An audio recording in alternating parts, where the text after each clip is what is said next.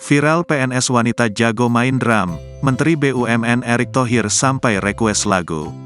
Seorang PNS asal Sumatera Utara Desi Haryanti, atau yang lebih akrab disebut Desi drummer PNS akhir-akhir ini menjadi sorotan lantaran ia hobi main drum.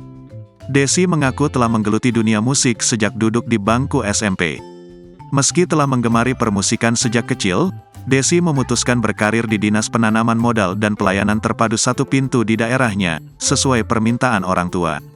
Ia bahkan diketahui masih menerima panggilan atau tawaran ngeband di berbagai acara.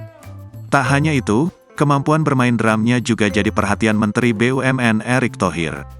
Dalam unggahannya, Desi memamerkan permintaan dari Erick Thohir yang ingin dimainkan lagu Garuda di Dadaku, dari band netral.